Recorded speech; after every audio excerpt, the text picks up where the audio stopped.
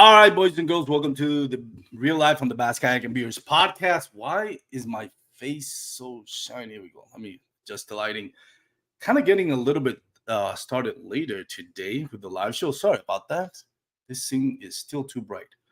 Anyways, we're going to have a great episode for you today, judging just by my conversations with my special guest today, Jake Harshman. Um, just freshly from winning the Bass Nation local trail in Pennsylvania. He also took part in the Native Bass Power Hour, which is second year for the Native Bass Power Hour tournament that I'm really looking forward to take part this year. It's going to be at Lake Fork at the end of October. So I know Jake is a huge fan of that type of tournament. You know, it's like style MLF style tournament, or at least the old school MLF style. I say old school; it was last year.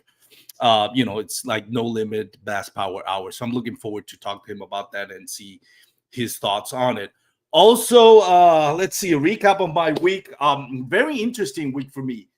I went to visit my both of my sisters in Austin. My older sister, she has a boat, and we went to Lake LBJ, Lyndon B. Johnson. A very nice lake. First time there. I'll give you a backstory. A couple of weeks ago, somebody died because they were swimming in that lake, and there's a very rare kind of like bacteria. It's called the amoeba, something like that. I know I probably botched the name, but for those that you don't know, it's kind of like a bacteria that lives in warm waters, and it's usually embedded in the sand, and especially in summer, I guess it procreates more. So the last few years, there's been events where people get infected by that, and what it does, it basically eats your brain until you die, and it takes like a week or two for you to die, and it's like 97% mortality rate. I researched it. The reason why I researched it is because we went to, like I said, I went to Lyndon B. Johnson Lake, the upper river part of it. So it's more like the Colorado River, but there's some areas that the current has formed right in the middle of the river. Some of these sandbars, and some of them are submerged like foot or 2 or 3 foot underwater, and there's other ones that are just islands. So a lot of people just go over there, anchor their boats, and just hang around in that shallow part of the river. So I did that. I got a couple of beers, sat on the sand, starting playing like catch football, diving head first to grab a catch, and all that. And all of a sudden I jump in the water, and I get this gush of water just going through my nose, and I get up, and I had this look of concern, and my sister knew it. Like, she being from Austin, she immediately knew what I was thinking. She's like, "You're worried about that amoeba bacteria thing?" I'm like, "Yeah." And she's like, "Well, yeah, you should. A week ago, somebody, or 2 weeks ago, somebody died of it here in this very lake. Or at least not died in that lake, but got infected in that lake and then died 2 weeks later." So I grab a bottle of water, and literally I just put it on my nose, on each nostril, and I just squeezed that bottle as hard as I could to like power watch the inside of my nose, my nasal cavity, because I was so concerned about it.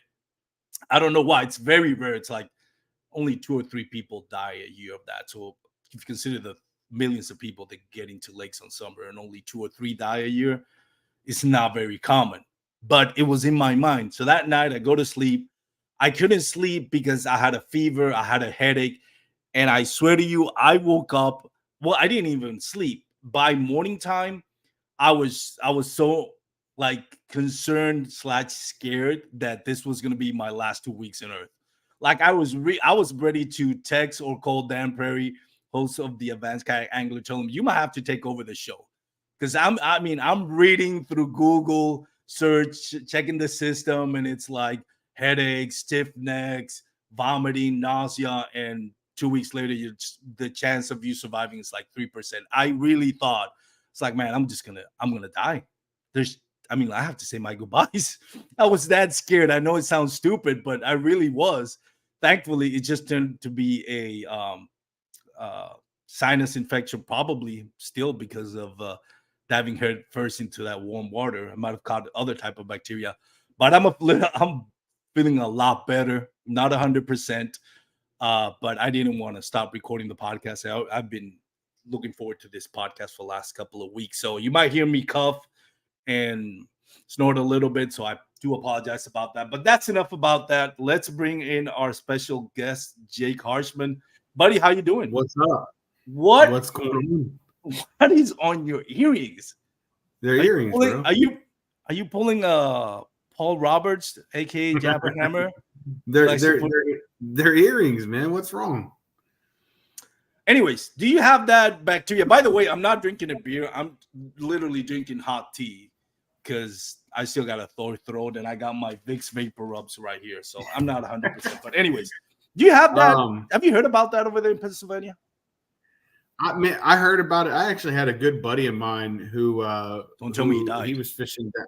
He was fishing down in the Gulf, and he had contracted like one of those, bacteria things, and damn near lost his leg, man. Really?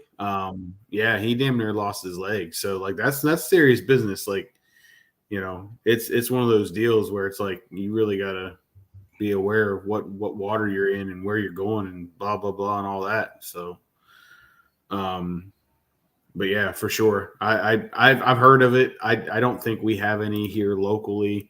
I mean, you have the Susquehanna River that has, very high E. coli levels in some places. Yeah. But as far as like, the flesh-eating, brain-eating bacteria, no, not so much. Yeah, it's kind of scary to think about, especially knowing that a week before that somebody got infected. So okay, let's talk about your jewelry. What are you? Is that the way you're promoting your spinnerbait sponsor? What's going on there? Tell us about. No, man. I just like to mess with folks. Honestly, it brings me joy to make people go, huh? Oh, you had two on each earring, on each ear. Oh yeah, dude. I got big old ears. I got big old thick ears. So yeah, I had two on there. You know what they say about guys with? You know what they say about guys with big, thick old ears, right? They can hear better.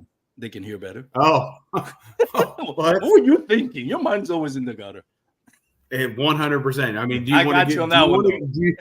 you want to get your podcast shut down tonight? Because we can do that. I saw you attempt, or I didn't say I saw. I shouldn't say I saw. Today I listened to your attempt at completely shutting down the Catch podcast this morning while I was driving, and I was like, "Oh my god, Matt and Jake are doing their best to get canceled." Like seriously, what did Hamish people did to you guys? Listen, like that, I was like, "Oh my god."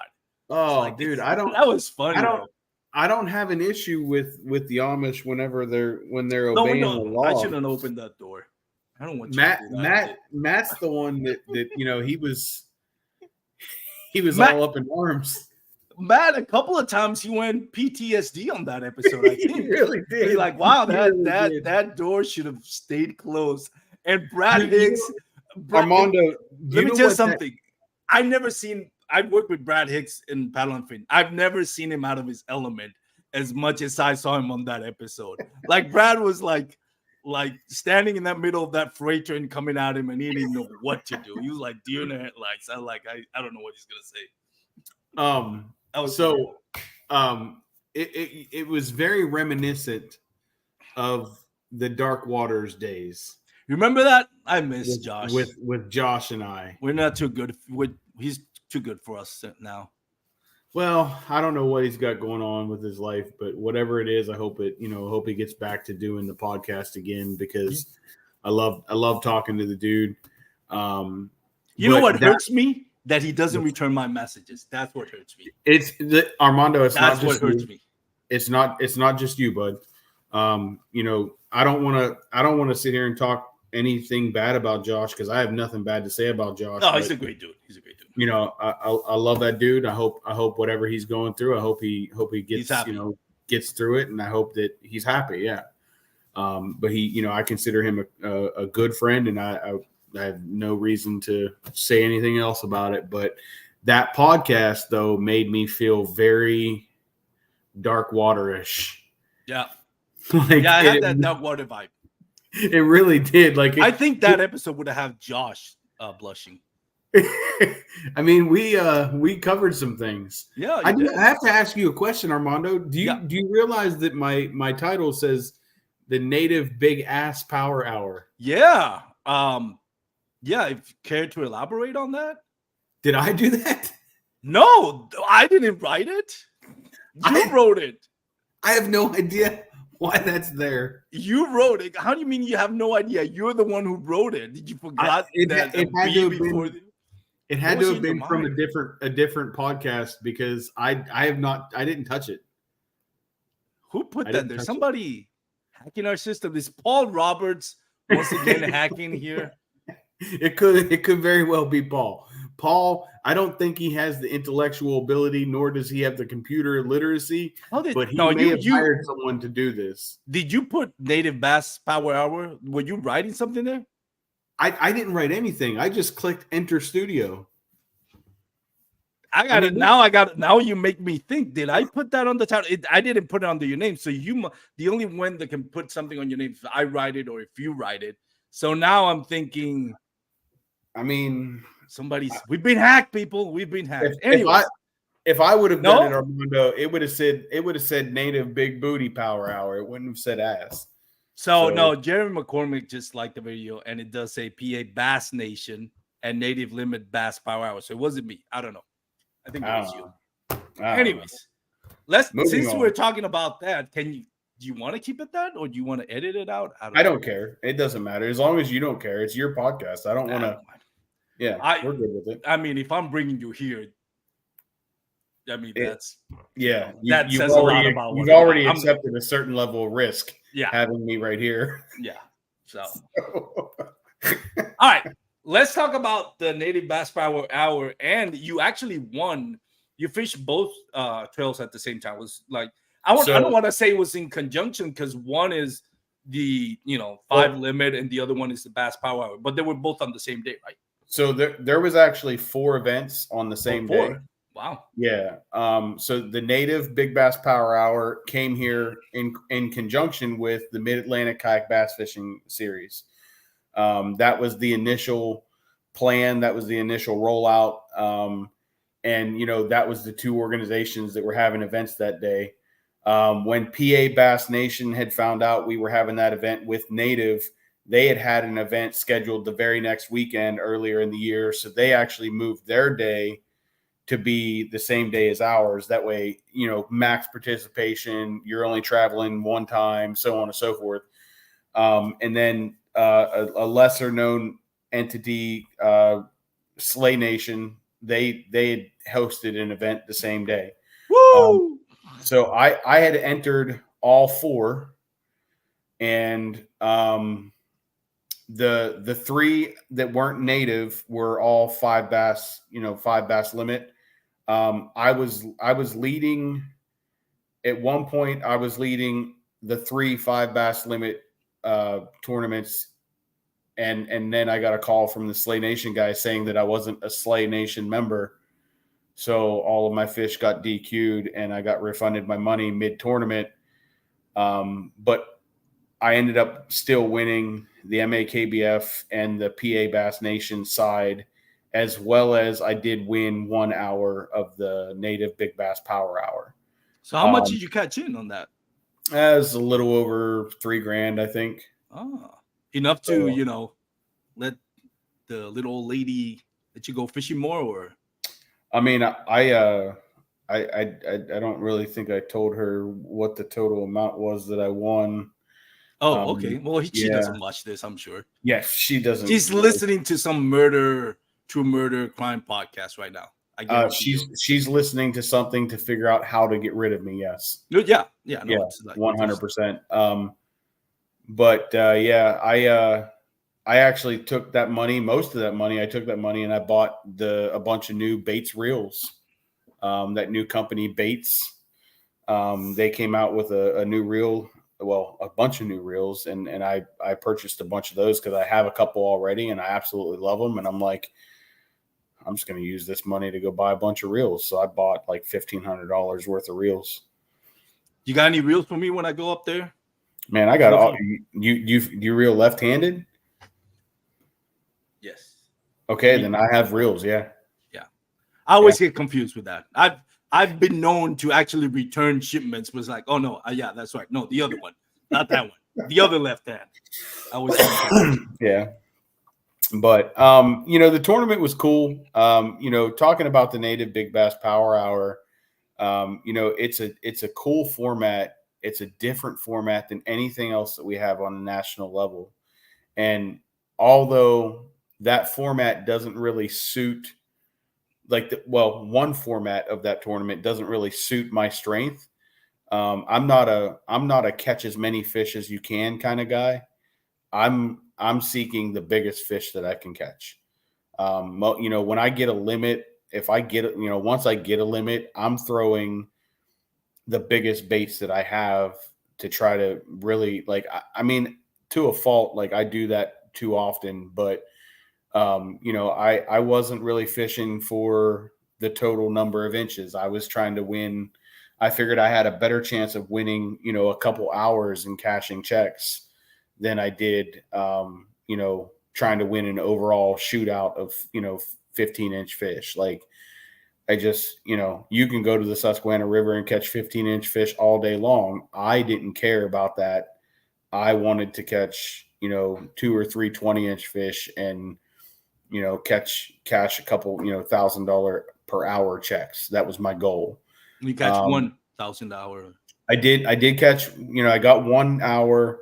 I would have had to, I'm certain that I would have had to. I lost a really, really, really big fish right beside the kayak in the second hour. Cause I think I won the third hour. And then in the second hour, man, I lost a giant. I mean, Armando, it dwarfed the 20 and a half that I caught in the third hour. When you say it by my first name, I know you're telling the truth. It was. You say Armando, yes, he's telling the truth. It was a Your big Honor, one, he's telling the truth. It was a big one for sure. But so 20 and a half was your biggest one that won you the $1,000, and that's the third hour. What was the biggest one caught on that? Jordan Welliver caught one that was 21 3/4. For a smallmouth bass, that's amazing, especially on the river. Jordan estimated that fish somewhere around 6 pounds as well. Wow. Yeah, and that's for us, for Texans that might be watching or listening, that's the equivalent of a 25-inch 10-pound bass here. Yeah, I mean, so you got to largemouth bass. You got to look at our growing season up here. These fish aren't growing when the water temperature is below 60 degrees. Yeah, and there's we're looking at 7-8 months at best out of the year where these fish have time to grow and the temperature to grow. So it's different up here. We'll get some long fish that you would think, oh, you caught a 21 or 22-inch smallmouth, like that fish should be 6-7 pounds. It's not. It's a 4 or 5 pounder. I know there's a guy, a good friend of mine, he caught in the last couple of weeks, he's caught 2 21+ inch fish, and both of them have been 4.5 pound range. They have a hard time getting big because, one, they're always in current, they're always on a treadmill, and two, we just don't have a real long growing season for them. So, no. But yeah, that the tournament, the format, super cool. I like the fact that it gives you the option to really kind of pick your poison and decide which one you want to go for. I think if I didn't have the other entities like MAKBF and PA Bass Nation hosting on the same day, maybe I would have put more effort into the overall Native Big Bass Power Hour. But after I got my limit, I had my limit relatively early, but I don't want to I didn't go out and automatically start catching fish. Like I was sitting in my house Friday night, and the tournament director had stayed at my house. He's a close friend. He was here, and he's like, "Where are you going to go tomorrow?" And I'm like, "I don't know." I'm like, "I have no idea." He's like, "What do you mean you don't know?" And I'm like, "I don't know, dude. Like, I don't know where I'm going to go tomorrow. Like, if I wake up early, I'll go north. If I don't wake up early, then I guess I'm going to go somewhere closer." He's like, so you're just going to go out and wing it? I'm like, dude, I live here. Yeah. I can't go out and catch fish here and living here. Like, I have a problem, right? So, of course, I didn't wake up early. I woke up with just enough time to get to the boat ramp and launch before lines in. And when I got to the boat ramp, I saw 4 or 5 other guys, but I didn't recognize any of them. So I'm like, that's good, right? So I kind of assumed that like they were out of towners or didn't know the area as well as I did. I launched and I made basically a beeline for my milk run. You know, I had a milk run of spots that I figured I was going to hit and get 5 fish. I figured I could have 5 fish within the first half hour to an hour of the tournament. Just boom, boom, boom, boom, boom. The first 5 spots that I went to in my milk run produced nothing. And I'm like, time out. What the hell? Like what's going on? Did I drink that much last night? Like I don't drink. I'm like I was thoroughly confused, and I immediately started questioning myself. I'm like, what's going on here? But I'm glad that I started questioning myself because it put that doubt in my mind that I was doing the wrong things. So in the process of going to and from my milk run spots, I was kind of like just fan casting, just casting, because if I'm in the water, I'm no matter if I'm moving or not, I'm going to have my bait where it can get eaten, right? Yep. Or eaten, I should say. So in the process of doing that, like I was getting waked on at like the front tips of islands, but the fish weren't eating it. So I was kind of just like, all right, well, whatever, like not a big deal. Like that fish didn't eat it. That fish didn't eat it. And then after I got to that 5th spot and I had 0 fish, I was like, the hell am I doing? Like I'm running from these spot to spot to spots, but in the process of running from these spots, I'm getting bit or at least waked on. The fish are trying to tell me where they're at. I'm just not giving them what they want. So I backtracked and I started going back and hitting all those front tips of the islands and what, I would cast up there, get waked on, and then I would stop it, pop it, try to get them to eat it. They didn't want anything to do with it after that. So then on one of the casts that I made, I was literally burning it back to the boat. Like I'm burning it back to the boat. And I saw wake from fish coming at it. And I'm like, oh shit. And I stopped it. And they didn't eat. And I'm like, they want it moving. They want it fast. So from that point, the rest of the day, I mean, I had an 8-speed reel. And, this isn't even my man pleasure hand. Like I was just I was doing everything I could to keep that bait moving. This year, your podcast is done, bro. I wasn't expecting that one. It's not the worst thing I've heard. Just wasn't expecting it. Go ahead. Anyways. You're welcome. So, it was I learned that with, the first hour and a half, 2 hours in the morning. And then I just beat that pattern up the rest of the day. And I caught fish the rest of the day. But after I got my 5th fish, I tied on a Whopper Plopper 130 and went to work. And I caught nothing less than a 17-inch fish the rest of the day.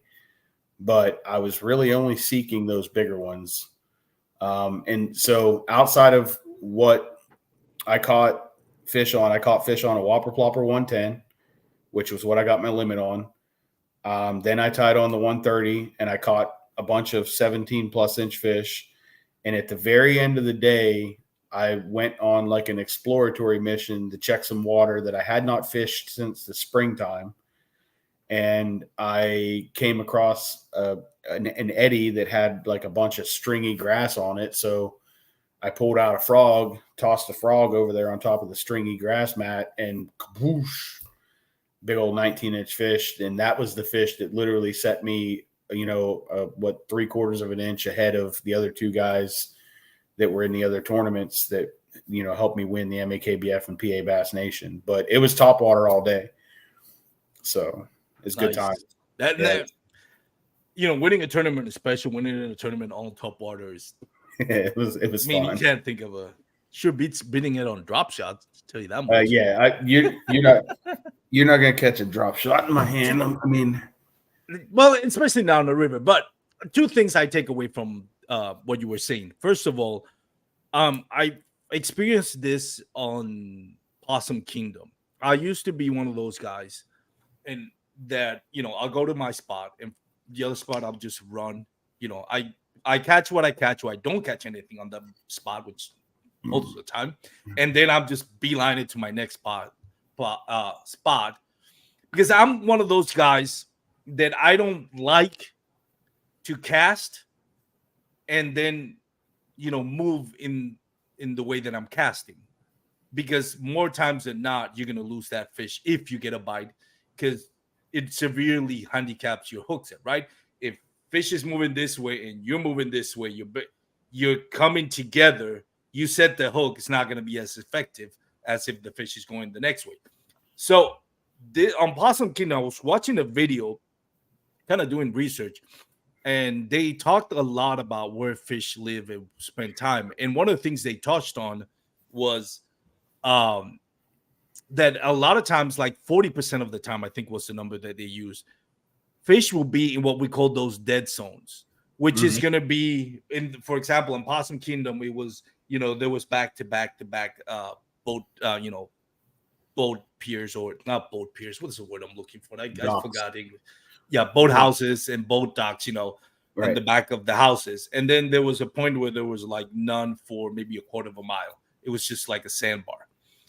So I was like, I remember watching that video. So I was like, you know what? I am going to start throwing a swim bait style. I think it was an underspin, that one that I was using. I'm going to start throwing an underspin on my way to the other spot instead of just like rushing to that other dock. And sure enough, I caught a bass. It ended up being in my limit. But you mentioned that talking about the success on your tournament. I think that's something that we overlooked a lot. Is like, from spot to spot, you should definitely be casting. Now, every scenario is different. If you're like 30 minutes into lines out and you need a big upgrade, or you need to, one more to complete a limit, then, maybe you just want to beeline it to your next spot if you're sure you're going to catch them there and not waste time. But I think we missed that a lot. Like, I've slowly but surely kind of learned that, those dead spots, especially if I have time, just hit them. You never know. Even if you're just, pedaling or paddling into that, or motoring into that direction of your bait, which I don't recommend, but heck, might as well throw a bait at it. Right. So for me, I mean, fishing in the current, I'm typically moving. I try to always move up, like against the current. I want to present my bait down current. So, even though I understand what you're saying, like you're moving. Yeah, I'm talking about the lake. Yeah, but you're right. But that's why majority of my reels are 7 and 8 speed. Yeah. Because that's how I fish. I don't have very many 6-speed reels. I think I have one actually. Everything else is a 7 or 8 speed, and I have more 8 speeds than I have 7s because of the nature of how I fish. So, for me, moving between these spots, like I was literally burning my hand up, trying to just keep the line tight. And, the way I have my throttle set up for my motor is, if I do get eaten by a fish, like I just throw Shut that it down in the current, throw that hand back and turn that motor off. And sometimes I even throw it in reverse. Like if you're watching my YouTube videos and that happens, you'll see me catch, get a fish, and like then you hear like motorboating, you know what I mean? Like water kicking up behind me from my reverse. Because it's do I lose some fish that way? Sure. But I wouldn't have caught that fish or had a chance to catch that fish if I didn't throw at it. And the way what you're saying makes sense, because you're going against the current. So you get a bite, you just let go, in your case, of a motor, and the current's going to push you away. Right. That's different. I think from a lake standpoint, I think a lot of us, myself included, don't really grasp the discipline of moving spots. There's always that argument. Do you stay at a spot or do you move spot? And the answer is always yes. Right. Catching fish on that spot, don't leave fish to catch fish. But if you're only catching stragglers here and then you move spot. And a lot of people, I think a lot of times we think we have to like cast and move, like roll casting. Well, That's great for pre-fishing, but when you're fishing a tournament, I think the most important thing is like, pedal 10 feet, maybe fan cast, but stop, and then continue, paddle all the way to where your farthest cast is, and then do it again. And that way you avoid from moving. When we're talking about a lake here, where you're moving towards your bait, which again, it more times than not, it's going to be a bad hook set. So to some degree, I agree with you. And I understand that, lake fishing, river fishing is a little bit different, but one thing that's not different is pattern development. And I feel like if you're on a lake, even on a lake, and I've done this on lakes, but if you're on a lake and you catch a fish on a point, right? And you're catching fish on a point, and then all of a sudden those fish die off, I'm finding the next point. Yeah. I'm running to that next spot. In the process of running to that next spot, I'm still casting it at things. Yeah. And I'm going to basically still fish the same way, but I'm still going to fish the pattern. And, like for this river event that I did do well in, I was finding fish on the front sides of islands, but the front sides of the islands, there was keys to it. One, it had to have grass on it, and two, it had to have current on it. If it didn't have current on it, like good current, and it didn't have grass, it didn't have fish. Yeah. So for me, I was just buzzing between spots like that. And after I finally started listening to the fish and stopped being an asshole, I had 7 or 8 spots that I basically was going between, and just boom, boom, boom, boom, boom, boom, boom. And you have a good rotation of spots like that, and you're moving in between them, you're going to catch fish all day. Those fish are going to reload. You just may not catch. The opportunity to catch the biggest fish is probably going to come first, but you're still going to catch good quality fish all day. And that pattern panned out for me. It was the front sides of grass islands, but it had to have current on it. Yeah. If it didn't have current, it didn't have grass, it didn't have fish. Yeah. So, go ahead. I'm sorry. No, you're good. No, I was done. I was just a verbal pause. And I think that is, that's a good point. It's all situational. And I think when we're talking about moving and casting, it's more related to what Jordan Marshall does a lot, which, or at least the last few seasons before he had forward-facing sonar, which is kind of like trash fishing. What is it? You're just beating the bank. You take a leg and you just like I'm just going to go and start paddling, and I'm just going to hit the bank all along. Yeah. And if that's your plan, it should be one of those, like, get to that, get to where your cast ends, cast again, move, then cast again. Don't cast and move all the time, because I think it really opens the door for you missing. And people think they blame like, oh, my hook set or the hooks are not great, the rods, the line. No, it's you moving towards your bait. You're giving it the upper hand. By the way, Richie Martinez, what's up, Armando? What's up, Jake? Richie Martinez, thank you so much. What's up, Richie?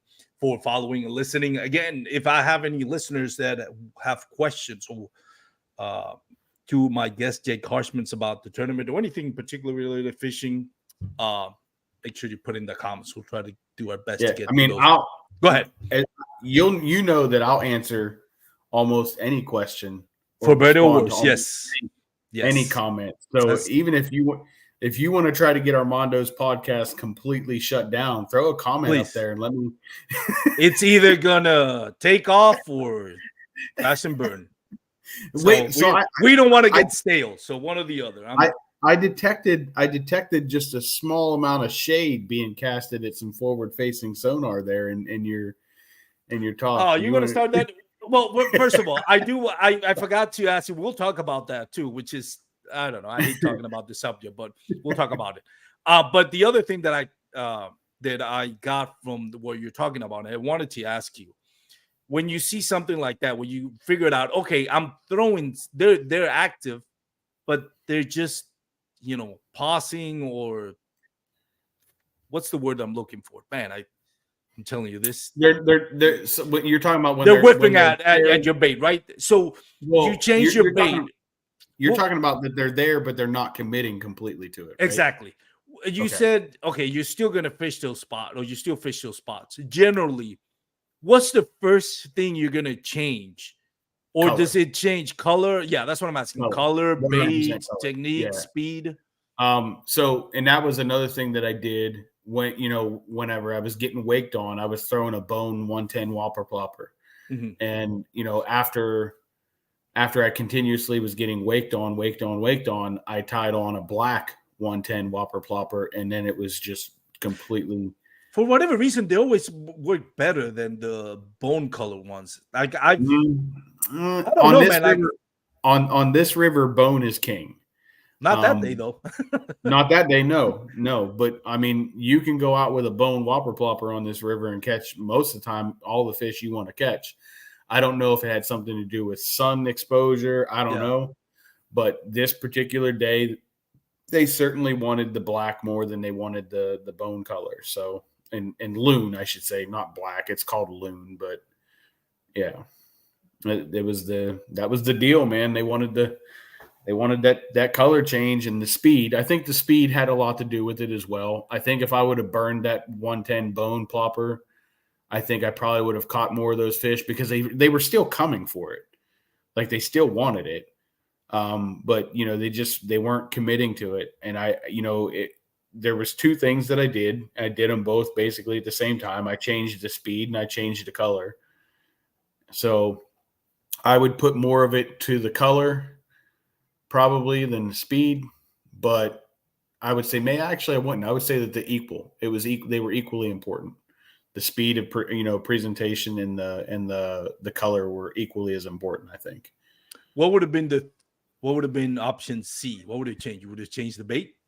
Yeah, if You would have it gone from a power bait to a finesse style, or would you absolutely not. no? No, absolutely not. I would. So if they weren't going to eat top water, I had it already in my mind that I was going to throw a subsurface wake bait. And if they weren't going to eat the subsurface wake bait, I was either going to tie on a spinnerbait or a jackhammer. These fish are programmed to chase. In the summertime, they're programmed to chase. All they want to do is chase. They're angry, they're hateful, they're aggressive, they're smallmouth bass. They're going to chase. They live in 2 feet of water. They don't have the ability to go deep. Like, there's deep holes, but those deep holes are mostly occupied right now by flathead catfish. So, those fish, they are trained and they're accustomed to chasing. So in no way, shape, or form did I have any intention whatsoever of tying. I didn't take a spinning rod. I didn't have a single thing for a Ned rig. I had nothing for a finesse presentation. If they were going to be only eating finesse that day, I was going to skunk, and I knew that. I was comfortable with it. I'm like, that's fine. You I were going to would live or rather, die with it. yeah. I mean, it it is what it is, dude. Like, that's just summertime. Summertime, it's all gas, no brakes, man. All gas, no brakes here. Now I know other places you can't do that, but here on the Susquehanna, it's all gas, no brakes. I need to get down to Susquehanna, man. Every time I make plans with you, I have to cancel the trip. I was Yeah. going to go in July. Listen, I know you wanted to come Man, up.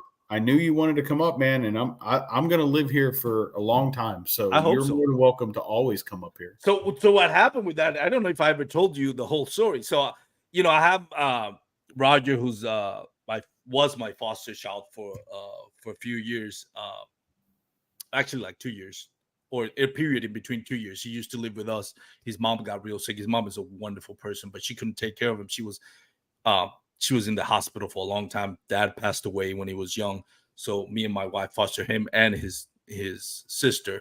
So he graduated from high school, got his driver's license, or was going to get driver's license, booked everything. I was going to go, which I ended up doing anyways. I was going to do a couple of days in the Lake Erie / Niagara River with Andrew, full of fishing. from Serious Angler, host of the Serious Angler podcast, and then I was going to drive down to you and do a couple of days at the Susquehanna. But I booked it the day he was getting his driver's license, and I don't know over there, but here in Texas, if he would have missed the deadline, it would have been like it will take it 3 more months to get another appointment. So I was like, screw it. So I had to change it. By the time I changed it, that tournament was happening, and so we couldn't meet up. But yeah, I definitely have to go back. Let me tell you something. I had a great time fishing the Niagara River, chasing smallmouth bass. Man, now I get it now because we do have smallmouth bass here in Texas, but southern smallmouth are not the same as northern. No, I mean, and they put up a fight like Lake Belton for the Lone Star throwdown last year. I did pretty good. I got in the money, and it was like 150 anglers. So I was kind of proud of that one, man. And I was whopper plopper, black whopper plopper, man. They were just, and I think 3 of my 5 fish and my 2 biggest fish were smallmouth bass. Yeah. So I was the best. It was like, I can't remember the size of them, something like 17, 16 inches. And I was really proud of that. But man, those Niagara River smallmouth bass, especially because the current is so hard. It's just like, once they get in the current, you're like, good luck trying to reel them in and not getting off. Just wait. I want you to plan to come up here next year in the springtime. I will. I want you to come up sometime in between April and May, and I'm gonna show you some of the most fun fishing you'll ever experience in your life. Man, I'm already excited about it, dude. You should be. I can't wait for you to come up. You got. By the way, and for those that are watching or listening, at the end of September, I'm taking a 10-year anniversary trip with my wife to Italy. I'm planning on fishing. We're going to anybody that's listening and watching, follows me on social media. If you know any, I know this is a long shot, but if you know any fishing guides in Lake Como in northern Italy, please send me a message. So I'm planning to do some fishing over there in Lake Como. My wife's always wanted to go to Italy. I've been there. It's really nice. So anybody knows, shoot me a message. If you're watching right now, put in the comments. But isn't that great that you can take your wife on vacation and still make it fishing related? I told him one day, it's like, I'm bringing you to Italy, but just one day, at least one day, because we're going with the other friends as well. But it's like one day, I'm taking one day to go fishing, at least one day. You have never to fish in Europe. You have to. Now do I try to fish for smallmouth in Italy, or do I try to go for trout? Because I think you gotta go. You gotta go for smallmouth, dude. Those earrings, man. All right, so we were talking about forward-facing sonar. I know this is a subject that's been, it's been like a dead horse, and I think a lot of people, don't understand the argument about this. And I'm not saying anything against or for or in favor of it, but I think the only one that I've seen on social media that's gotten it right as far as what it really means, this argument, is G-Man. So G-Man did a poll on forward-facing sonar. And this is the root of what I think, not problem, but the debate goes. It's not whether it's good, it's not whether it's bad, it's whether it affects viewership. Now, me personally, I've never considered bass fishing a spectator sport. Every now and again I watch the elites, but I'm not sticking, I'm not, same like NASCAR. I'm not, on my front of my TV for hours just watching cars going circles or people fishing. If I got 5 hours to sit on the couch, I got 5 hours to sit on my kayak, and guess what I'm doing? I'm going fishing. If the weather's not right, then I'll watch that.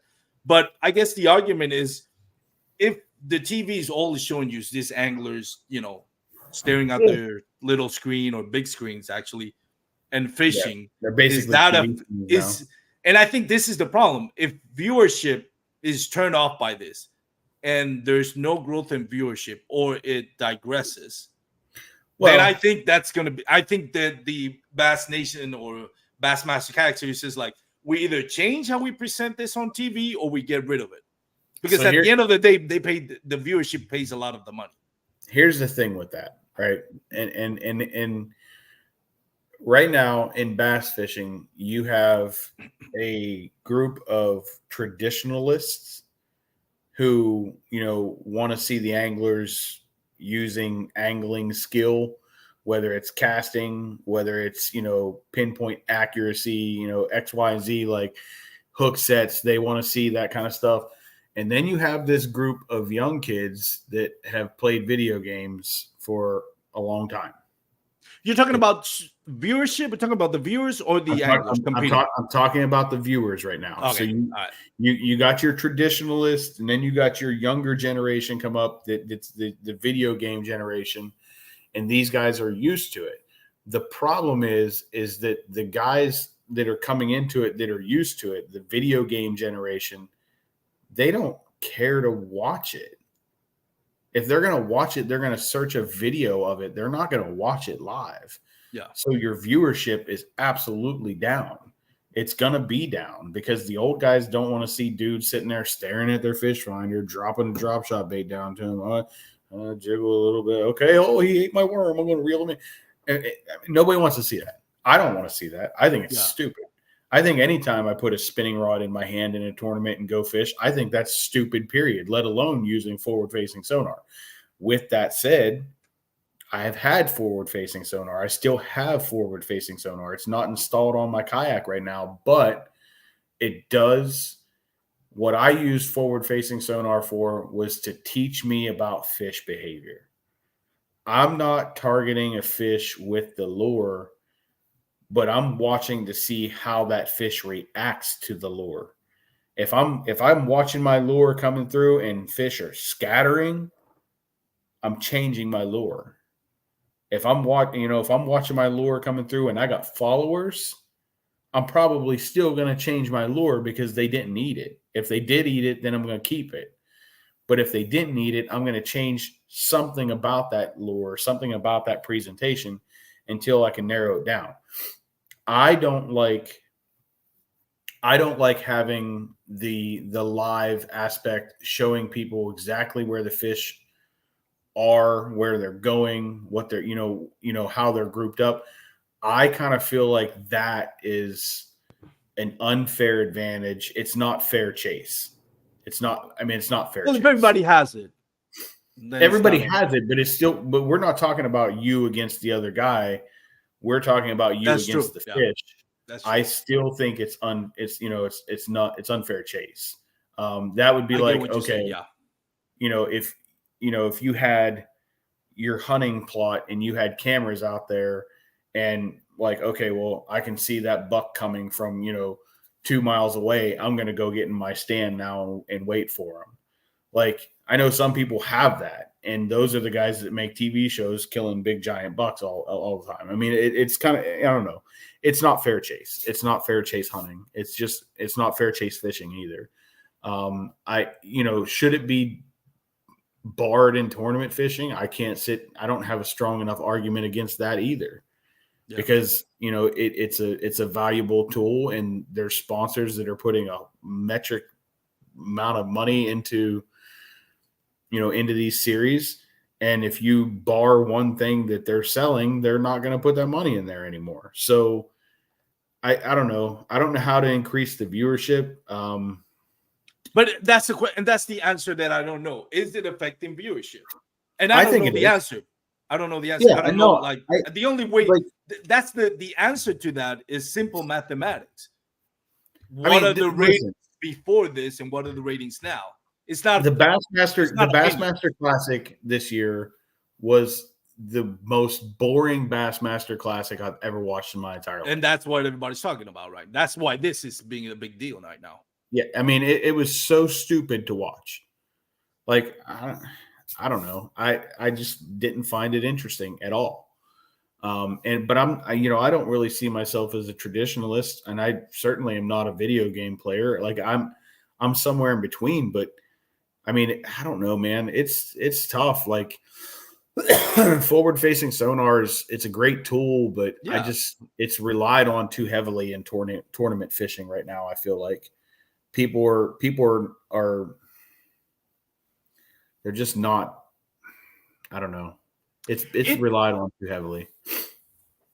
I don't want to sound all preach about it because I don't hate it. I don't mind if people have it on tournaments. I don't fish with it mainly because I feel that that this stage of my journey and my growth as an angler, I feel like I'm cheating myself. I'm not cheating anybody else. I'm saying I'm cheating myself out of my own growth.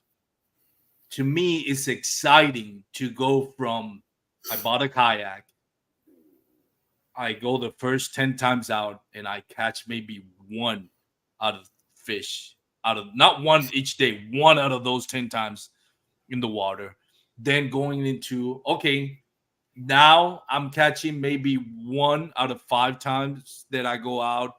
Maybe now I catch, like, I'm at the point right now where it's like very rarely do I get skunked. And I'm not trying to sound pretentious or anything like that. I am nowhere near your level or some of those anglers, that those that are out there competing, Christian Fisher, Russ Snyder, Cody Milton, all those guys and girls. You don't want to be at my level. My level is way down here at the bottom. Hey, you won Gunnersville, which is outside of Seminole. I'm sorry, Seminole. Yes, Seminole. In Alabama. So, upstate upstate Georgia, Florida. Georgia, Florida. Anyways, whatever. Yeah. I'm an idiot. Y'all Texans don't know your geography anywhere outside of Texas. I know. I can't argue that. It's to us, it's like, hey man, it's 12 hours to my east is still Texas, 4 hours to my west is still Texas. I think everything's Texas right now. Anyways, especially because I wasn't born in Texas. But anyways, I'm getting out of the subject. What was I saying? I forgot. I don't know. So I don't want to sound pretentious, but I still have struggled to catch 5 fish on, consistently. Like all those anglers that you see out there, they're consistently, even if they don't win or getting the money, they still got their 10 fish on a 2-day tournament. So I'm not consistently doing that. So I think I still want to see myself doing that before I eventually say, okay, let me try live scope.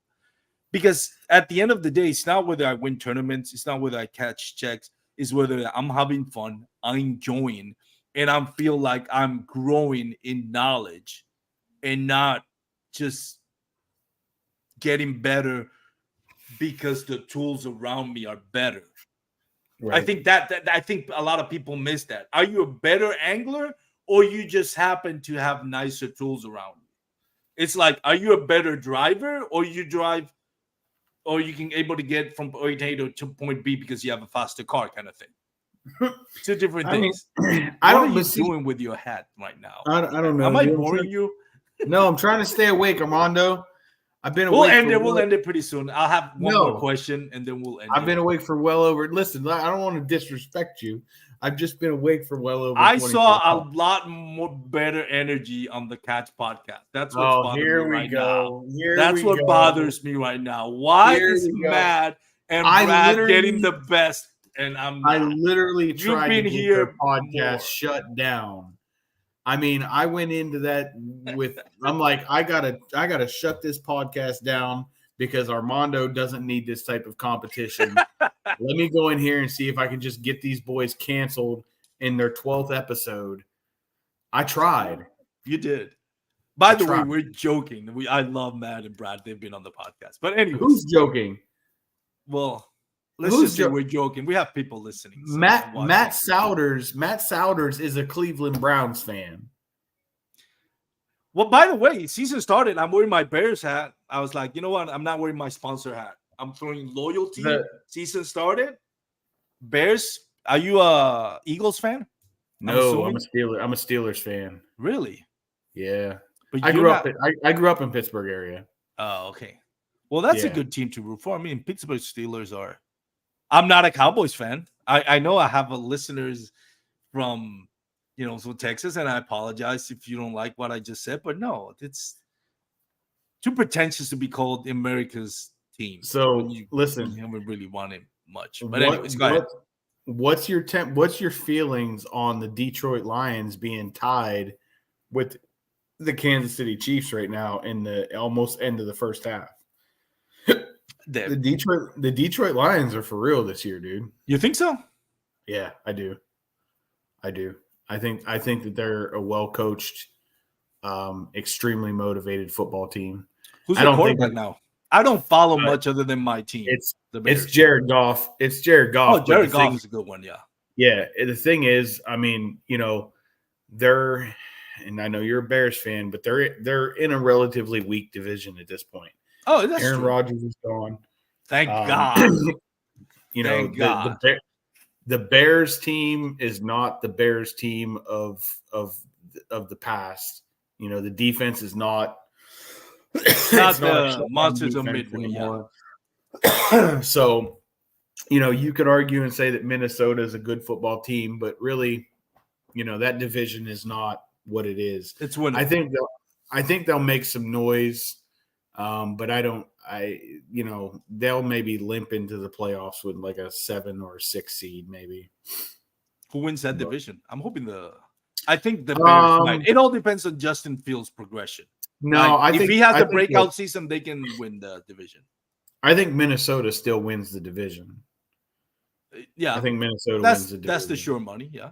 Yeah, they're the most complete team in that division. They're at least the most proven complete team. Yeah. But I don't really focus a whole lot on the NFC because I feel like there's not a team in the NFC that's even worth a shit compared to the AFC. The AFC is stacked. When you look at the AFC and you look at Cincinnati, you look at, you got Kansas City, you got Buffalo, you got Miami that's making a lot of noise, you got San Diego. I mean, you can't ever rule out Baltimore or Pittsburgh. Like, they're always around. They're always good. Like, there's good organizations, yeah. And hell, for that matter, you could even argue and say that the Patriots have a chance. I think the Jets now have a valid chance with Aaron Rodgers at quarterback. There's a lot of really good football teams in the AFC that I just don't think the NFC really competes. I mean, who do you got in the NFC? You got San Francisco, right? Solid defense. They're a good football team. But who else? Who else do you have? No, I agree. I agree with that. I didn't agree with your take on the Catch podcast about Belichick and Brady. I don't think you give Brady enough credit. I think Brady won a Super Bowl without Belichick, whereas Belichick struggles to make it to the playoffs. Brady won a Super Bowl still with one of the greatest offensive football minds to ever coach in Bruce Arians. But still, he's the one throwing the ball. Come on. And he was surrounded by weapons. Yeah, you see, that's the most overrated comment. I'll tell you that. Maybe in Tampa Bay, yeah, he did. But when you look at Tom Brady on the offensive side, go ahead. Well, hold on. Let me finish my argument. When you look at Tom Brady, the Super Bowl winning teams, I'm not talking about when this guy was there. They lost to the Giants. What was his name? Oh my God. Eli. I'm going to Brunk. Which one? Eli? No. Yeah, when they lost against Eli. But what's the name of that wide receiver? Oh my God. Randy Moss. Counting that team. Not counting that team because they didn't win the Super Bowl with Randy Moss. When you look at the Super Bowl teams that they won with Tom Brady, name me a All-Star or even Hall of Fame player on the offensive side other than Wilkford, yes. But he didn't have a star running back. He didn't have a star receiver. He did have some good receivers. Then when Tom Brady wasn't there, they just became pedestrian receivers. So it goes to show you, I mean, it wasn't the one year that they did have a Hall of Fame receiver was Randy Moss, and they didn't even win that season. I mean, when they did win. That was crazy though. They went undefeated up until the Super Bowl. Are you ready for my counter argument yet? Yes, go ahead. Okay. So here's the thing with that, right? I'm not a Brady fan, by the way. I despise Tom Brady. I truly sounds like the guy we're talking about in the pre-recording. I think so. Here's the thing about New England, and this is why Belichick this is why he was the reason why those teams were so good. Everybody in New England had a job. Yeah, that's true. It didn't matter what year. It didn't matter what you got paid. It didn't matter who you were. You had a job, and your job was to be perfect at that job. At that job. And he knew, like the gambler, he knew when to hold him. So and when you start talking about, you know, Tom Brady being great, sure, he was good under pressure. He's arguably one of the, you know, one of the, you know, most accurate passers, but you're also talking about this dude taking shots down the field of 10 to 15 yards. He never held on to the ball for longer than a couple seconds. The ball, it's a system. It's a system. The wide receivers if they do their job, the offensive linemen do their job, the wide receivers run the routes that they're supposed to run, that ball's already out and the wide receiver doesn't even know it's out yet. They just know that if they do their job, it's going to be there. That doesn't make Tom Brady good. Okay. So why they even struggled to make the playoffs then without Tom Brady? Because they had a whole team concept. Oh, you're talking about without Tom Brady? Yeah. If that's true, then when the Belichick should be in the running for Super Bowl every season. Without Tom Brady, they have a very young football team with no leadership right now. And I thought that was what Belichick's there for. But I mean, those kids aren't following the rules. So how is it that Tom Brady was able to replicate that on a season where there was no preseason and still managed to? I think that's the most underrated part of it. People don't understand that guy didn't even have a preseason. No preseason, new team, new coach, and he still got the Super Bowl. Yeah, how much is he paying you, Armando? How much is Brady? Do you own stock in Tom Brady's? I don't like the fact. I would have wished the Bears would have a dynasty, but I'm not. You have pictures of Tom Brady's wife or ex-wife and Antonio Brown or something? Like, what's going on? I know. I understand success is success, man. I'm not going to argue with him. The guy did not have a preseason, new coach, which he didn't get along with, by the way, new teammates, still not a all-star running back. He had to mostly win those games with his arm. It's not like Seattle when they botched it with Marshawn Lynch, where all they had to do is here, finish the job, instead of just throwing that. If we're going to talk about Tom Brady being great, we may as well just send a thank you to Adam Vinatieri, because how many of those Super Bowls were won by Adam Vinatieri's legs? It's a team effort. Oh, for gosh sake. Right. And moving on. I know I've had you for an hour. You're tired, so I guess we had another question, but no, go for it. Go for it. We can make it good. I know you're good friends with Jeff Little. Mm-hmm. Jeff Little is really involved in the Kayak Adventure Series trail that starts, which I'm really hoping it does well, and I'm really hoping it's successful.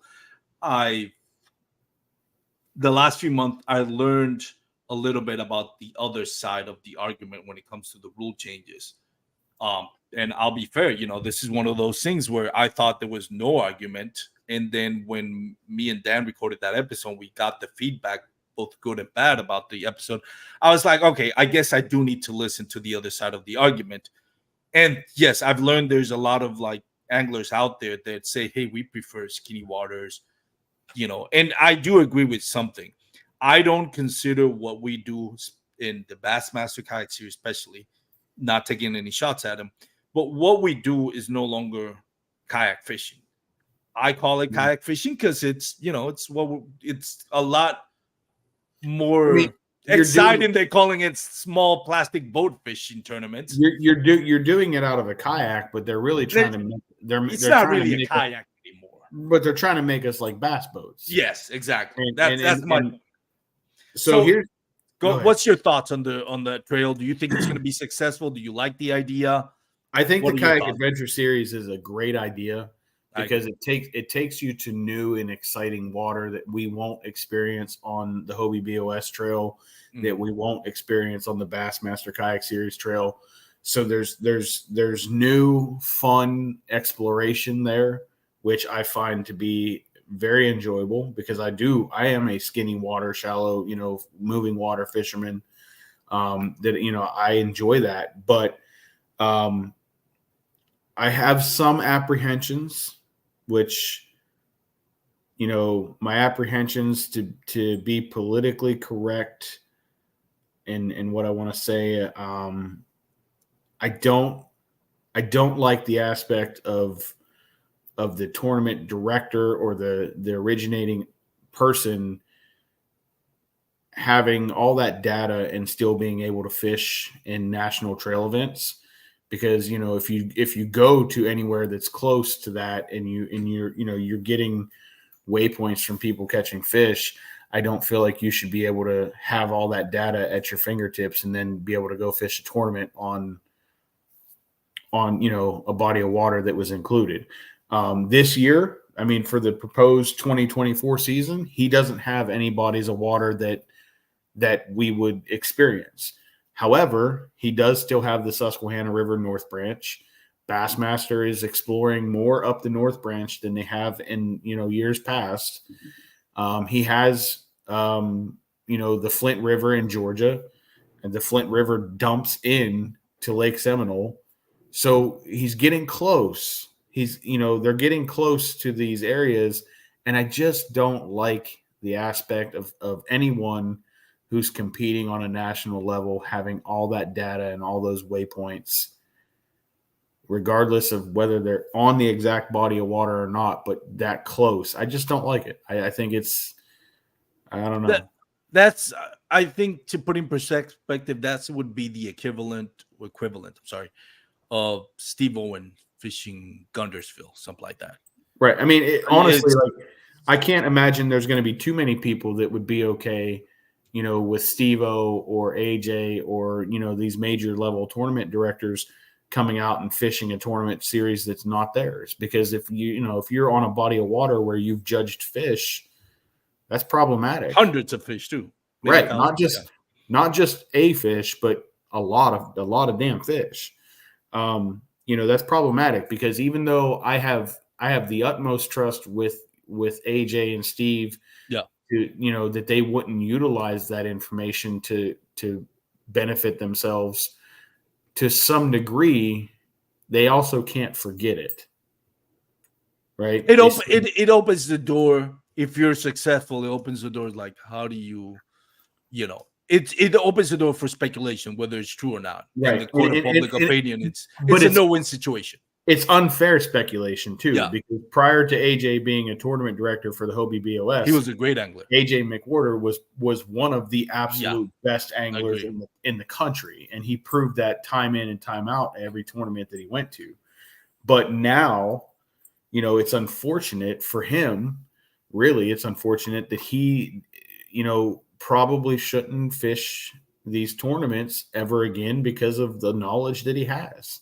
Yep. And I think AJ, I don't want to speak for him, but I think AJ, put that cross on his back and carried it because he knew that kayak fishing needed another option outside of KBF.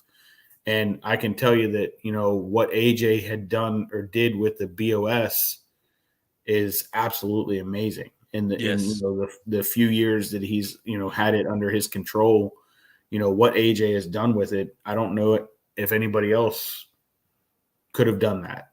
You know what I mean? But it's just unfair. It's unfair it's unfair to those guys, but it's also unfair to the other competitors if those guys were to fish in a tournament trail. And, coming back to the Kayak Adventure Series, like, if there's no limit as to where we go, if we end up on a body of water that there's a, Bassmaster event or a Hobie event, that's a problem. To be clear, and we're not throwing shade at anybody here, but just to be clear, you're not okay with the idea of, let's say, Drew Gregory, who's hosting this trail, who's the founder of this trail, fishing this trail and competing for this trail. Is that kind of what you're saying? We're not saying anything wrong about Drew Gregory. It's just the concept. I'm not attacking Drew. Yeah, we're not attacking. I'm not okay with having a tournament trail series on a body of water that you're going to have another tournament trail series, and then I don't think Drew's going to fish the Kayak Adventure Series. I don't think that's I don't think. I'm not sure. But to have all that data and to have all that waypoints and all those waypoints and all that information, if it's anywhere close to another body of water where we have another major tournament trail, I think that the right thing to do would be to step out of that and not compete in that other trail. All right. So I get it. Let me clarify this because I'm going to make sure, because obviously he's talking about something serious. I know this is a fun podcast, or try to be, but we want to make sure we get the right. I got to blow my nose real quick too. So yeah, go ahead. So while you do that, I think what Jake is trying to say is that, wow, that is loud, my friend. Anytime. I don't think I can talk over that. I'll just wait till you're done. We're good. You're good. We're good. I did the same thing on the Catch podcast, so I had to hook you up too. So it's not, and I don't know if he's going to fish the kayak adventure series. I would presume not, because he's the one organizing it. I don't like the idea of a tournament director, whether it's Slay Nation, whether it's Bassmate, whatever. It's not just the adventure kayak series. Any trail of whether local or national, I wouldn't be comfortable with the tournament director fishing it. Yeah, I just don't. I'm not accusing anybody of cheating. So I don't think he's fishing the kayak adventure series. I think what you're saying is, because the kayak adventure series is going to be open to lakes too. Like it's not like the river basin series. Like in this case, where they pick a body of water, and if that body of water jumps into a nearby lake, you can fish that lake for the kayak adventure series. You can. I think you can use your forward-facing sonar. You can fish deep ledges. You still count for that tournament. I think now that information Drew Gregory has, and you wouldn't feel comfortable with Drew Gregory fishing, like say a Bass Nation trail that's going to be held on that lake, right? Where that's what you don't like. That's where my apprehension lies with it. And I hope that's never called to question. But this day and age, we're talking about a lot of money being handed out to people. Yeah. And you're talking about all these different rules that are being made to make it fair for everybody, but you still got some disparity happening here, because you have one person with a lot of information that other people don't have because they ran a trail or run a trail. Go ahead. That's a problem for me. It's a problem. And that's the point. It's not whether, let's say, Christine Fisher fishes all over the nation. She's fishing California. Russ Snyder as well. She's in Florida, Wisconsin, all that. Those are waypoints that you collected as an angler because you traveled, you put in the work. Right.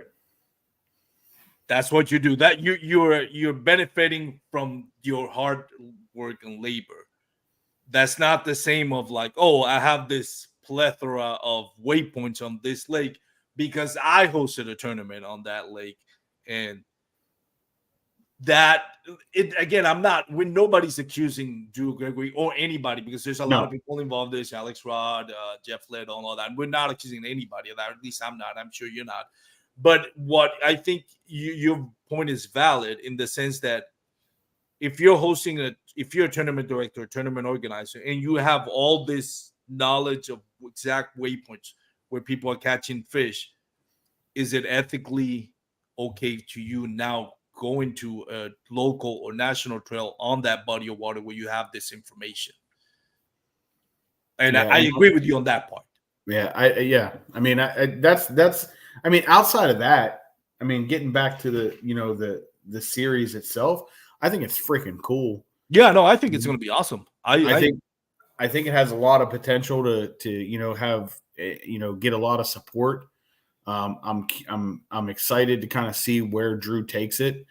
Anytime that Jeff Little puts his name to something, I don't feel obligated to support it, but I want to support it because Jeff's one of my closest friends and great human mentors. So it's got a lot of good things going for it for sure. It's just I hope that it does well, and I honestly I plan on maybe at least trying to fish a couple of them, because there's a couple bodies of water there that I love. The Flint River in Georgia. Oh God, I love the Flint River. I'll obviously fish the Susquehanna because it's not very far away. There was a couple other ones. The Wisconsin one really kind of excited me a little bit because every time I've been to Wisconsin, I've had a lot of fun because of how fun that place is to fish with as many lakes and bodies of water and how many fish they have. It's got some cool aspects to it that I'm seriously excited for, and I want to see how it goes for sure. No, I agree. So I agree. I think it's going to be fun. I hope it works out. Unfortunately, those stores are a little bit farther off for me. I think even the closest one is a 12-hour drive. But yeah, I think in Missouri might be the closest one for you. Yeah. So if at any point in 2025 they bring something like Oklahoma, Louisiana, or Arkansas, I'll probably drive to those. And I want to see have success because there is a group of anglers out there that feel like they still want to compete doing this type of fishing, which is in a way not allowed in those national trails. And I think everybody should have the chance of having something they can, that can enjoy without having to change the way they fish. And I think that's a great venue for that. I'm interested to see what's going to be the drawing power because with the payouts being kind of spread out a lot, the entry fees are going to be cheaper. Right. I don't think you're going to see big payouts. And I'm wondering for people that may have to drive 3, 5, 6 hours, what's going to be the attraction? Because it's not going to be a chance of a $10,000 cash payout or a chance to be in the the Bass Nation Kayak Series Classic or the TOC. What's going to be the drawing? I think the draw power, it's going to be you're going to have fun because they're really putting the fun back in tournament fishing. And if that's what the attraction is, I think that's going to work out. And I hope it does. I really do. I really do. I hope it has nothing but success. Yeah, I agree. So. All right, buddy. I've had you for an hour and 17 minutes. And you've been more than kind in. I mean, the Catch podcast kept me here for an hour and 30 because they like me so much, and you're trying to get rid of me. Well, you've been yawning and snotting and whatever and playing with your hat. Snotting? You had to throw that one in there, the yawning and snotting. I'm doing this out of love for you, honestly. I can talk for all day. Hey, I always enjoy coming on your podcast. I consider you a friend, and we have a lot of fun. We always get to talking, and our podcasts always tend to go a little long. Yep. And that's okay. Nothing like Paul Jabberhammer territory, thank God, but still we talk a lot. Yeah. I like getting Alex going on that. That's my favorite thing to do. Alex is a good guy. He is. The unsung hero of that Bass and Bruce podcast. Big thank you to Richie Martinez keeping us updated with the score. Richie is multitasking, watching the real life on the Bass Kayak and Beers podcast and Thursday Night Football. Richie is the true hero here today. Yeah, he is. He's the main attraction. So if you're listening on the MP3 format, don't forget to leave us a review on Apple Podcasts and Spotify Podcasts. I really do appreciate it. Jake, a few more minutes if you want to plug in your social media and anything, sponsors, anything you want to plug in. Canceled. I'm on all the social media platforms. I'm pa.kayakbassin. That's what I am on the Instagram, the Spacebook, the Spacebook, the Tiki Tack, all that. I try to put as much content out there as I can for people. But sponsored plugs, of course. I got that new boat, that inflatable kayak from Innovative Sportsman. It's powered by my Torqeedo, and it really helps me fish the way that I like to fish, and extremely shallow draft, very stealthy, very fast, and I love my Torqeedo for that, for those same reasons. And rod sponsor, I've been with TFO now, Temple Fork Outfitters, for a couple years, and I really love where they're going with their product design, and they're coming out with some really cool new rods here this fall. Yep. And Yak Attack, of course. Everything on my kayak is somehow connected by Yak Attack product. But outside of that, I'm working a little bit with Bates and doing some stuff with them, and some content creation and some product promotion, and I do really really like those reels, so I'm excited for those too. But outside of that, man, that's it. That's it. Well, thank you for taking the time. We have a Sean Lavery sighting. Sup, boys? Sean, it's great to see you at Sean, least virtually. Sean's a local fella here. Yeah, Sean, man, one of the nicest guys. Uh, Absolutely. and great human being. You can, Truly I is. think he's still doing the what is it? Oh my god, Kayak anglers. yeah, what is it? The bass fishing for noobs on Is it? Paddle Oh and yeah, Fin. yeah. On Paddle and Fin. So every Monday, Yeah. catch him on Paddle and Fin. Yeah. Tips and tricks to what is it? Tips and tricks to hook into more lips. And of course, speaking of the devil, Paul Roberts, you still live? Yeah, I'm still live. Paul Roberts, you're not coming in, buddy. Old Jabber Hammer. We're done. We gotta close this before he comes in. All right, for those out there watching, listening, thank you. We're gonna cut this. Wear your PFDs and let's get out of here before Paul gets here. See you, everyone. Don't let Paul in. No, bye. See ya.